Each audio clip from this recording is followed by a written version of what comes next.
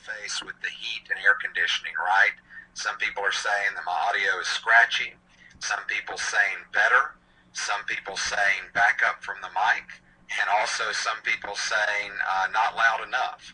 So the trick is, how do we work with stakeholders in an environment for e-learning for educators that really teaches them the tools and processes for technology to move forward? Second Life is not just a tool, it's a part of the learning ecosystem of what we're going to be doing in blended learning for the 22nd century. So when folks talk about where we're headed, 21st century skills is now the argument that was, and what we are talking about is 22nd century ecosystems.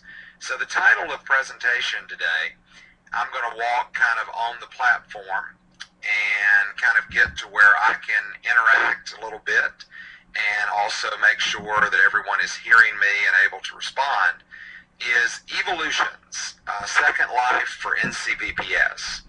And when we were preparing today's presentation, I was told that I had 10 minutes. I've probably taken 2, so I will make sure that I move rapidly along, but in my opening remarks, give you some value for your Second Life exploration. One of the questions I was asked was about this opening slide. Are you sure you want the bikini-clad woman on the opening slide? Absolutely, because many people's perceptions of Second Life is that it's dangerous, that it's unsecure, and as my friend David Warlick often says, it's the big creepy treehouse. So how do we explain it in such a way that it's going to add value for e-learning educators across the Southeast? How do we make it useful for students, and how do we not give tech directors heart attacks in the process? I included some images from the Obama campaign, also our initial explorations in Second Life on the first slide, to tell you that you've got to have a process to harness it. And as we go to the second slide,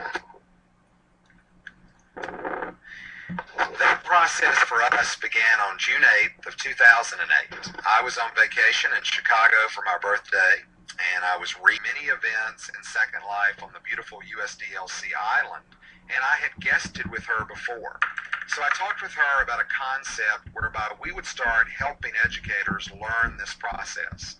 And we would have opportunities like today to have keynotes, to have interactive activities, and also have different ways to learn at any time.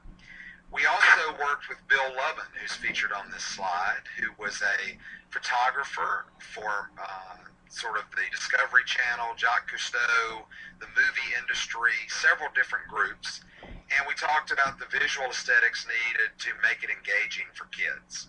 And finally, I reached out to my staff, which was Jill Kipps today, aka Jennifer Nobles in real life, who began an exploration of how we might do some events with North Carolina. We moved that process to a first event to really make an impact in our state with educators. I reached out to Adam Zapatero, who's in the room today, and said, you know what? We ought to try this in front of 950 school administrators. And if we fail, we fail, but what we want to do is give them not only a glimpse of what's coming, but how we can organize around different mediums at this conference.